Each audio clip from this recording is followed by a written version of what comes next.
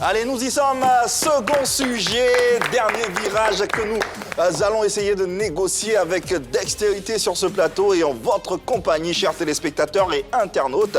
Alors, nous apprécions l'intérêt que vous portez à cette émission et nous vous en remercierons jamais assez. Disponible, nous sommes sur les différents canaux 203 Bouquet Canal+, Star Times 740, le numéro 3 de la TNT, ainsi que l'application RTI Mobile disponible et téléchargeable sur Play Store et App Store. En direct également sur le profil Facebook de la 3. N'hésitez surtout pas à nous porter vos commentaires en y intégrant notre fameux hashtag PPLK. Avant d'amorcer le deuxième sujet, revenons sur les mesures barrières universelles de la Covid-19. Couvrez-vous le nez et la bouche avec un mouchoir pour éternuer ou tousser. Lavez-vous les mains également régulièrement et correctement à l'eau et au savon. Et puis évitez tout contact étroit avec une personne qui souffre de fièvre, de toux ou de rhume. En cas de fièvre, de difficultés respiratoires, de tout, vous n'avez qu'à vous rendre dans le centre de santé le plus proche. Allez, le deuxième sujet à travers le serveur suivant.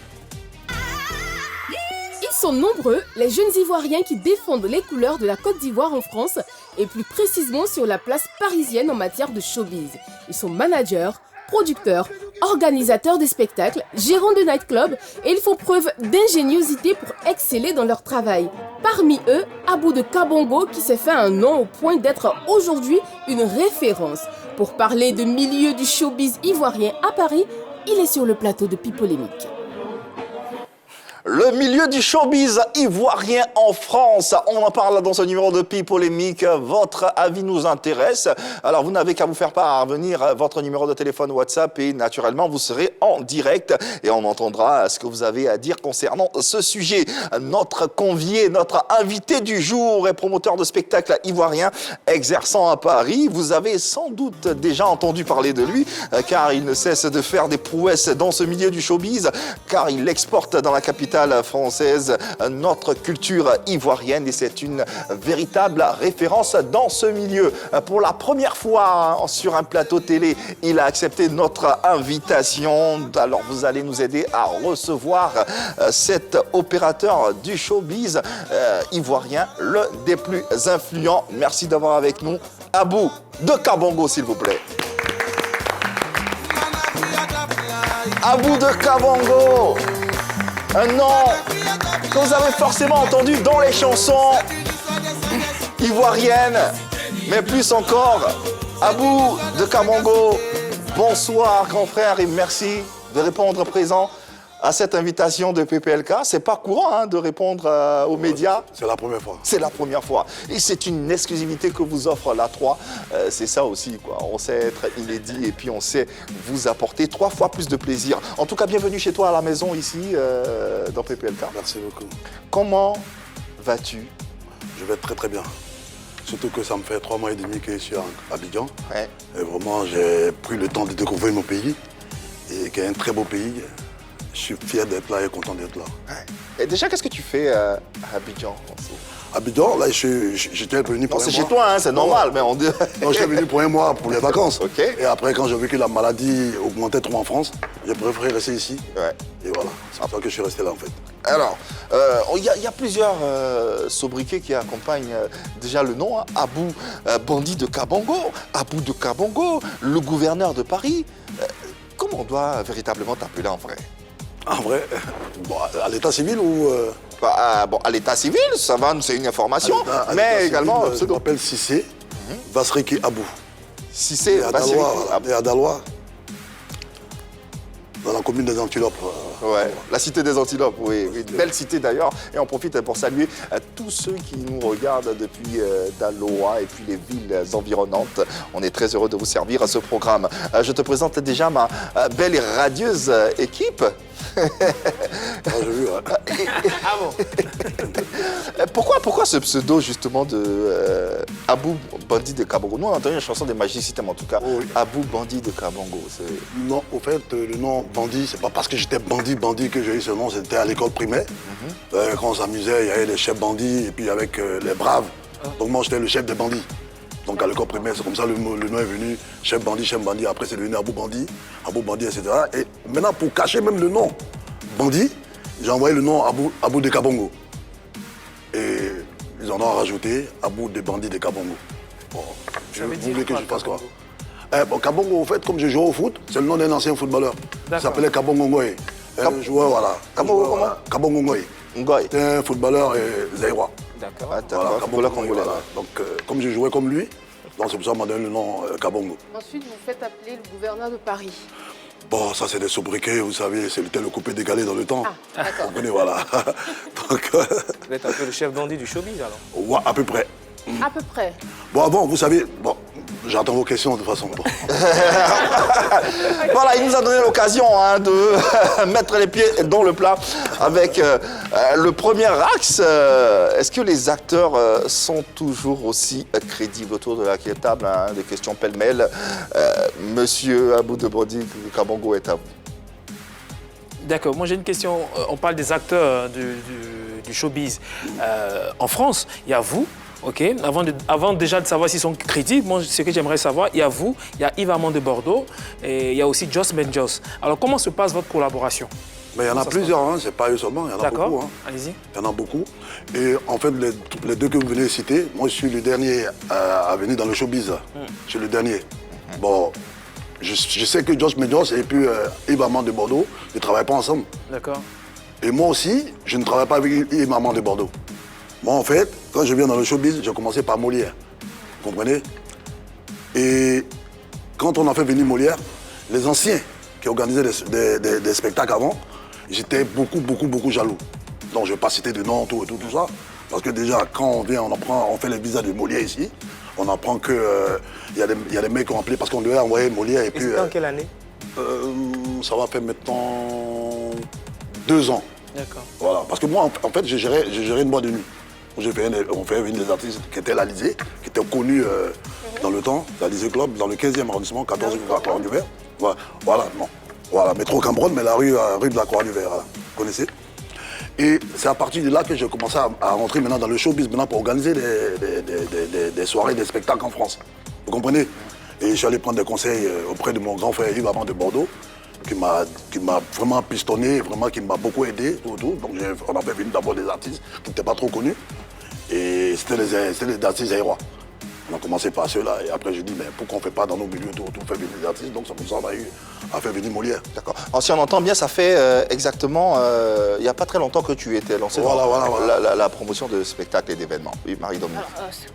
Vous avez dit tout à l'heure que quand vous avez commencé à collaborer avec des artistes, vous étiez jaloux des anciens ou les anciens étaient jaloux de vous? C'est les anciens qui étaient jaloux parce qu'ils voyaient qu'il y a une nouvelle génération qui venait, qui était beaucoup suivie par les jeunes. Donc eux, ça ne les arrangeait pas en fait. D'accord. Voilà. Et vous avez eu des problèmes avec des promoteurs en particulier? Bon, en fait, pas directement. Vous savez, les gens sont hypocrites, ils ne vont pas le faire. Déjà, quand on vient faire le visa de Molière ici, on devait envoyer tous ces éléments en fait. Tout l'orchestre de Molière à Paris pour le concert. Et il y a des gens qui ont appelé l'ambassade pour dire oui, c'est les gens, l'orchestre de Molière, s'ils viennent ici, ils vont fuir tout ça. Vous comprenez? Donc même Molière, ils n'ont pas voulu lui donner le visa. Donc c'est comme ça que je suis allé voir Assalfo, qui est un ami à moi, vraiment je le remercie encore sur le plateau, qui a tout fait pour que Molière ait, comment on appelle son visa. Qu'est-ce qui s'est passé concrètement avec cette affaire Molière? C'est-à-dire, je comprends pas. On a eu vent, écho qu'il y a eu des torpilles. Molière, il est arrivé en France, c'était compliqué pour lui. Il y avait des accusations sur sa personne. Ce qui mettait à mal également le déroulement du spectacle. Ben non. En fait, c'est ce que j'ai dit, c'est les vieux qui faisaient encore, les vieux promoteurs, tu vois, qui qui mettaient des bâtons dans le roues de nous et Molière aussi. Parce que, qui étaient ces vieux Qui sont ces vieux? Voilà, mais ces vieux, bon, c'est difficile pour moi de dire des noms. Ce sont des Ivoiriens? Ben, c'est des Ivoiriens. C'est des Ivoiriens, c'est vrai, parce que c'est long cette histoire. Hein. Mais si vous mettez des bâtons dans les roues, pourquoi c'est difficile de dire des noms? Bon, en fait, comme ils ne me l'ont pas fait directement, tu vois. Donc tu veux que je dise Vous n'avez pas vraiment de preuves? Voilà, j'ai pas de preuves, mais je sais que c'est eux, mais j'ai pas de preuves en fait. Donc je ne peux pas accuser quelqu'un sans preuve aussi. Comprenez? Pardon, Marie. Vas-y. Tout à l'heure, en parlant, vous avez dit que vous ne travaillez pas, vous avez cité des noms avec lesquels vous ne travaillez pas. Vous ne travaillez pas avec eux parce que vous n'avez pas la même vision des choses ou parce qu'il y a une rivalité entre vous? En fait, on n'a pas la même vision des choses, en fait. Moi, je travaille avec d'autres groupes, mais qui sont plus jeunes. Okay. Je peux vous donner l'exemple d'un nom, le nom de Demba Fashion, et Fori Forman, par exemple. Voilà. Eux, c'est la jeune génération, vous comprenez? D'accord. Donc vous trouvez que l'ancienne génération vous met les bâtons dans les roues, c'est ça? Voilà, parce que pour eux, si nous, on arrive maintenant, parce que comme nous, on maîtrise le terrain maintenant, Si maintenant nous on commence à organiser les trucs, comment on appelle ça, les spectacles, eux ils n'auront plus, ils ne peuvent plus. D'accord. Tout à l'heure, vous avez parlé d'un problème de vision entre vous et ces deux personnes que nous avons citées, Jos Menjos et Yves Amandé Bordeaux. Dites-nous, comment vous jugez leur vision? Elle est bonne? Comment vous la jugez? C'est des devanciers quand Ce même. sont des Moi, j'ai devanciers. dénoncé avant, oui. Même aujourd'hui, même Yves Amandé Bordeaux, il est que dans les boîtes de nuit maintenant. Il s'est écarté un peu du milieu du spectacle. Mais parce que il y a tellement de la jalousie, il y a tellement, je sais pas comment vous expliquer en fait. Dis-moi, mais d'où vient cette jalousie selon vous? Parce que depuis tout à l'heure, vous parlez de jalousie, de torpille, on vous met des bâtons dans les roues. D'où ça, Parce d'où est née qu'en cette fait, il jalousie? y a des jeunes générations aujourd'hui en France. D'accord. Et nous, par exemple, avant c'était eux. Eux, la génération aujourd'hui, ils sont fatigués, ils ne sortent plus. Ils sont fatigués. Ils sont fatigués, ils sont tous vieux maintenant.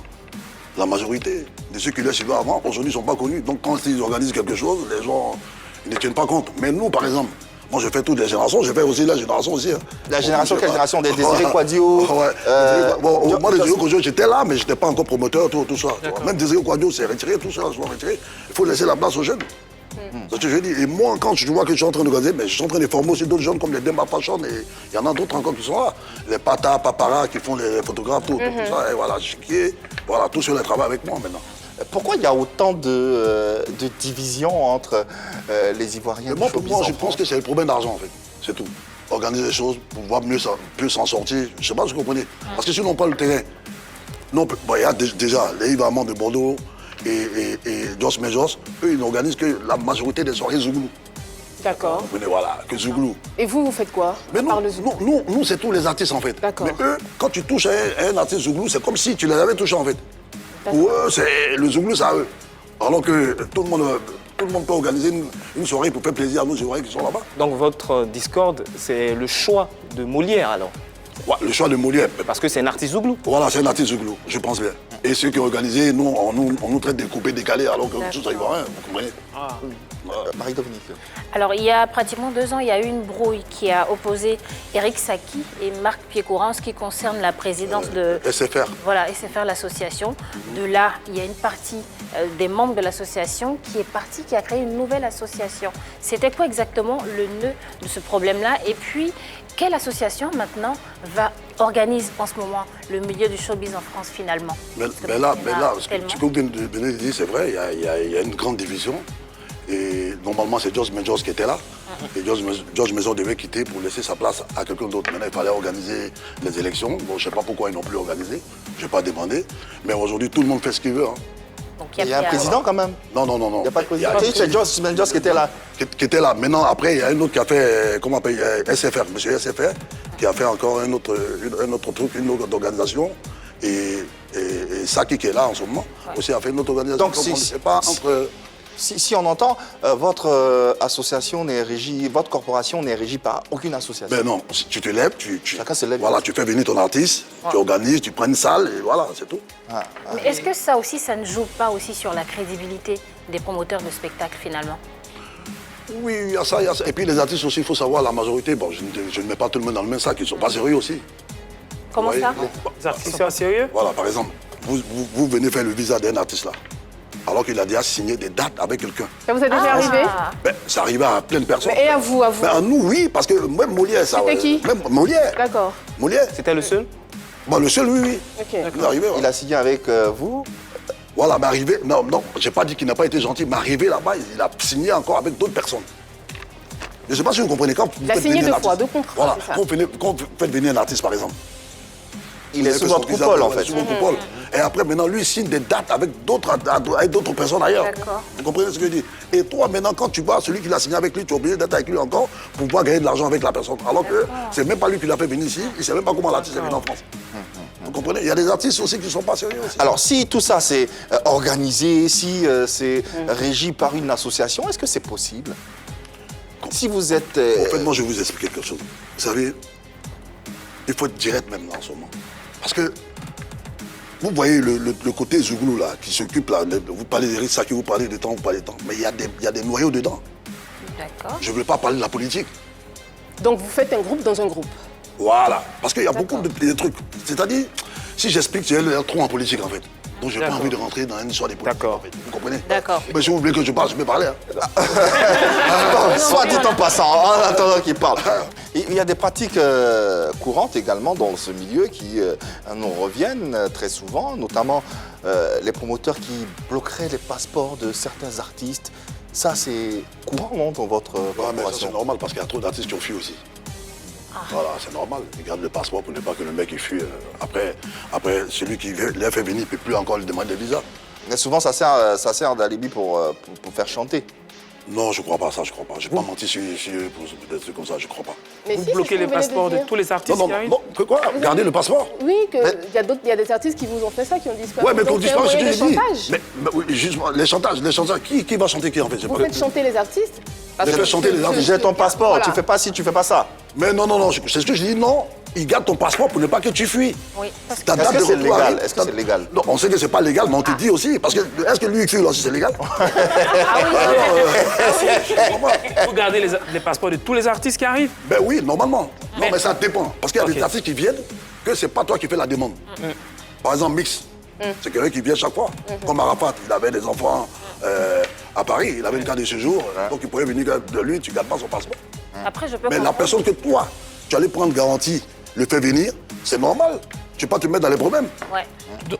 Et si tu permets, donc tu prends par exemple un artiste comme Même, Serge même pour te Benoît. dire, même on et tu garde fais les passeports, venir- ils arrivent à fuir en plus. Donc, Non, mais je prends le cas par exemple, je prends le cas des artistes comme Serge Benoît qui, quand on les regarde, ils n'ont pas besoin de fuir en France. Mais ce que Est-ce j'ai que vous dit- gardez les passeports de Serge non, Benoît? non, Ah, pas c'est du ce tout. qu'il- non. C'est ce que je suis en train d'expliquer là. Voilà. Comme Arafat et autres, paix à son âme. Voilà. Ce que j'aimerais savoir, est-ce que vous vous exposez à des poursuites judiciaires si, quand vous faites venir un artiste et que par la suite il s'enfuit? Non, pas du tout. C'est le fait que demain, elle a la même société, quand vous partez demander encore un autre visa, Il est va refusé. donner. D'accord. Parce qu'il est plus crédible du Parce que coup. vous êtes fiché. Ouais. Allez, le showbiz ivoirien à Paris, en France. On en parle avec notre invité, Abou de Kabango. Ah, on remarque Abou a tombé la veste. Hein. Il y a une raison ouais. particulière. Tout ça, ça fait partie du... Ben, ça, même quand on est vieux, on est toujours coupé décalé. Hein, on aime les points. Hein. Pardon, avant de venir, garde-la bien au frais ta question. Mais Abou, c'est vrai, tu nous disais que il n'y a pas très longtemps que tu as décidé d'être promoteur de spectacles, d'événements et tout. Mais Abou, c'est un nom qui résonne, tu étais connu bien avant de te lancer dans ce milieu-là. Qu'est-ce que tu faisais? Quelles étaient tes activités? Voilà, tu as bien parlé. Parce que tout le monde me pose cette question. Et voilà. Bon, je le dis clairement. Ouais. Je ne gagnais pas mon argent honnêtement. Ça, faut le dire. Ah bon? On fait des business. Bon, je ne vais pas expliquer le business que je faisais exactement. Parce que ça va gâter le business d'autres là-bas. Ok. Je ne sais pas si on se comprend. Voilà. C'est pas très clair. Mais non, c'est très clair. Parce que si ce que je faisais, ou ce que je faisais, C'était pardon, pas légal? ce que je fais, mais c'est pas légal, ouais. Faut Ah, le dire. d'accord, voilà. Faut le dire, là, oui. Donc Moi, je suis c'était pas honnête. légal. Hein. Moi, je suis honnête. Ok. Voilà. Maintenant, peut-être il y a d'autres qui le font comme moi maintenant. Si j'explique ce que je faisais, ça les mandera. Ça Même gâte. sans Mais dire leur qu'est-ce nom? que c'était? Non, mais je ne vais pas dire non, mais parce que je ne vais pas gâter les business. Non, mais qu'est-ce que c'était? Non, je ne suis pas une balance. Non, mais pas eux, pas dire. Ah non, qu'est-ce que c'était en fait? Qu'est-ce que tu faisais? Ouais, mais quand je dis business, c'est-à-dire. Dans la restauration? On fait. Non, pas dans la. Non. Il te dit c'est pas légal, tu dis On fait, restauration. on fait des business. Je ne sais pas si tu comprends. Oui. On D'accord. fait des business qui n'étaient pas honnêtes. D'accord. Voilà. Et quand on fait les business qui n'étaient pas honnêtes, on aidait nos amis. Et après ça, on partait faire des soirées, on s'amusait, on aidait la famille. Et voilà. Et après ça, on a commencé à travailler aussi. Voilà. Là, cette Comme fois-ci, c'était maintenant. légal. Ouais. Quand vous avez commencé à travailler, après, c'était légal. Ouais, ben normalement, c'est légal. Normal. Mais qu'est-ce que tu as décidé? Pourquoi tu as décidé d'arrêter d'être dans Ouais, avec l'illégalité? l'âge, avec les enfants et autres. Et puis, je suis beaucoup connu maintenant, donc je peux en profiter de ça. Non voilà ce que j'ai fait. Et c'est ce que je suis en train de faire en ce moment. Et maintenant, ce que je dois peut-être à la justice aujourd'hui, c'est 6 mois d'emprisonnement ferme pour alcool au volant en récidive. Voilà. Donc, je suis en train de voir un avocat si on peut vraiment Est-ce que avoir un bracelet ou si on ne peut pas, si le juge ne veut pas, je dois aller faire la prison de ça. Tout ce que je dois en France. Voilà. En France, hein? Voilà. D'accord. Tu étais dans la cybercriminalité? ou Non, pas du tout. Pas du tout, non. Je te dirais pas, mais bon, je t'ai dit, c'était pas honnête ce que je faisais, mais je dirais pas exactement quoi. Est-ce que vous avez gagné beaucoup d'argent? Bah, j'en ai dépensé beaucoup. Hein. Et j'en ai aidé aussi beaucoup de personnes. Et j'en ai fait des travaillements, c'est vrai, mais vous savez, les gens, ils disent, ouais, ils ont pris l'argent, ils ont dilapidé, mais en bas, les gens que tu aidais, il y en a beaucoup. Ce que tu fais à la télé, ces gens voient. Et même quand on fait le travaillement sur les artistes ou bien les DJ, c'est des gens qui en ont besoin aussi, non? Est-ce que c'est dommage qu'on n'ait pas beaucoup plus d'informations, au moins quelques indices? Voilà. Parce qu'il y a quand même un point positif dans ce que vous dites. En plus, je Vous ne avez aidé regrette pas. beaucoup. Je ne regrette même pas ce que j'ai fait. C'est pourquoi? Parce que si je ne fais pas tout ça aujourd'hui, je ne serais pas assis là. Avec vous là. Donc c'est en connaissance de cause que vous... Non, mais je l'ai Finalement. fait comme ça, mais après, je ne regrette pas maintenant. D'accord. Parce qu'aujourd'hui, ça m'a ouvert beaucoup de portes aussi. Ça fait que partout, on me connaît, quand tu vas à Bouge, je suis respecté dans beaucoup de coins. Si je suis sur le plateau, c'est à cause de tout ça aussi. Est-ce que les personnes que vous envoyez en France pour des spectacles sont au courant de vos démêlés judiciaires? Des gens qu'on emmène en France, mais Ouais. pourquoi je leur dirais que mes démêlés judiciaires, si là, au moins, on est en train de travailler honnêtement, là, ça a quoi à voir avec ça? Et si justement la justice vous tombe dessus pendant qu'ils doivent faire une tournée Mais c'est moi qui vous dis que je ne suis plus dedans et ce que je dois, c'est une histoire de l'alcool au volant. Justement. Vous me posez une question vraiment que je n'arrive pas à comprendre, en fait.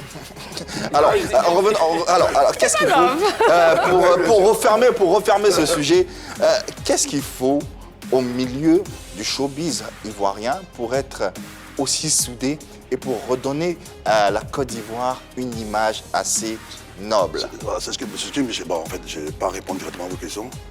Après, c'est la même chose. Moi, aujourd'hui, j'ai discuté avec des grands frères.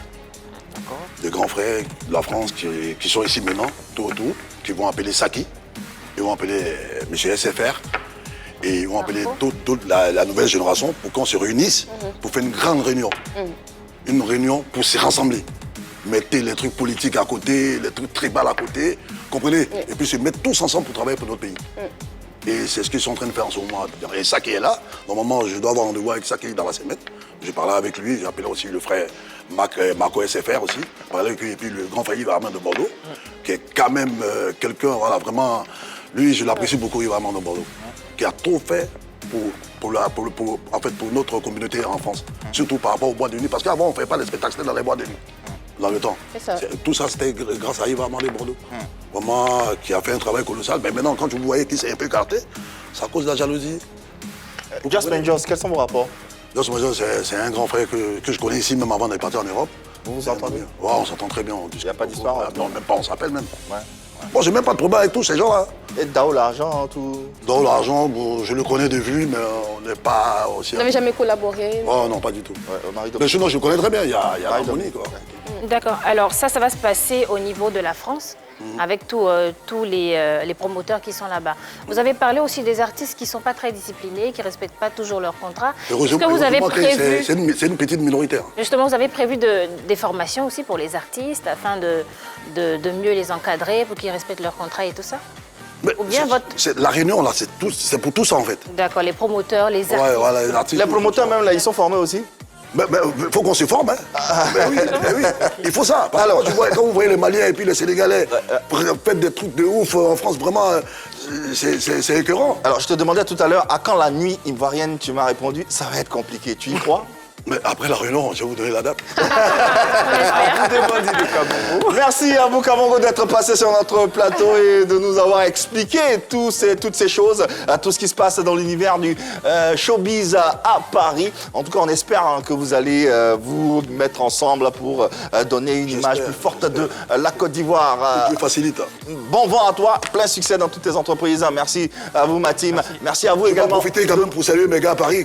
Rapidement, quoi, t'as 2 secondes. Je salue le 17e, je salue tous mes frères à Paris, je salue toute la Côte d'Ivoire, notre pays, cher à nous, que nous aimons. Voilà, merci à tout le monde. Merci. Allez, d'ici là, passez à une bientôt. lumineuse fin de soirée sur les antennes de la 3. On se retrouve demain, même heure, même canal, vous le savez. Il n'y a que de l'amour par ici. Allez, bye bye.